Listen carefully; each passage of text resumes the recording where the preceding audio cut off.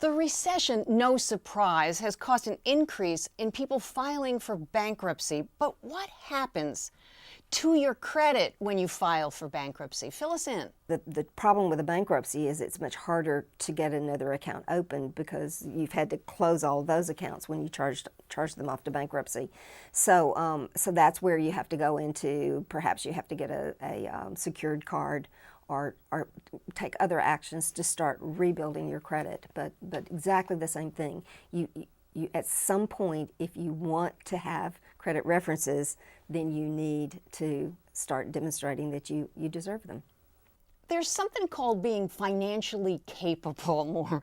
What policies do you think would help people recognize the value of being financially capable, and what does that really mean? One of the things that concerns me about helping people be more comfortable about credit and credit reporting and credit reporting companies is to change the attitude that we're in an adversarial role. That there's a tendency to say that the credit reporting companies are for the lenders and we're not for the consumers. And nothing could be further from the truth. You know, we are just we are as much a service for consumers as we are for lenders. We want accurate reports for all parties. We have no resistance to, removing something on a consumer's behalf versus a lender's behalf. We want accurate credit reports because that's good for our company. It's the integrity of our company. It's good for consumers. It's good for lenders.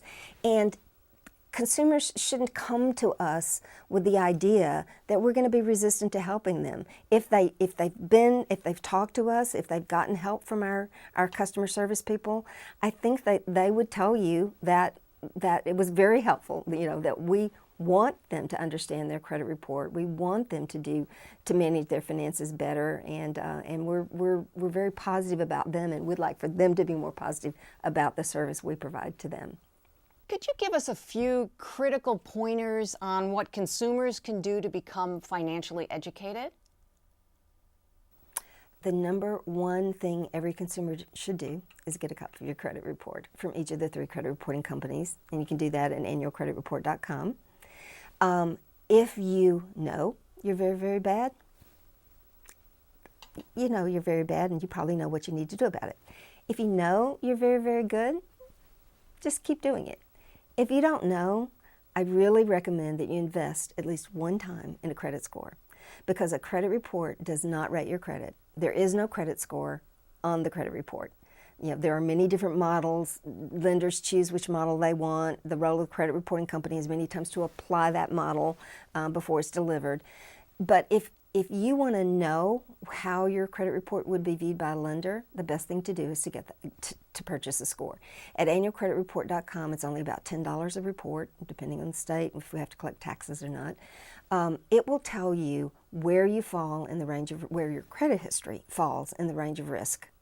And more significantly, what in your credit history caused you to fall in that range of risk. What is most impacting your score.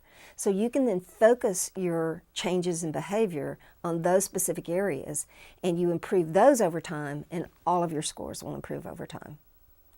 But the other important message about it is don't focus on the number. In the media, you see time and time again that this is the best number and this is the range, and that is true for some models. But there are many different models with many different ranges. So if you go into another lender, if you've gotten your score and you go in expecting them to get that same number, you're just going to be confused and frightened because, whoa, I didn't get, something, maybe there's been fraud because you don't have the same number I have. And so if we can help people understand that those numbers are going to be very different, but because of the different models, but they're all based on your credit report. So look back to your credit report, and you'll be focusing on the right things. We touched on policymakers earlier. Can you just tick off a list for us of the key top critical issues you hope will be on policymakers' agenda?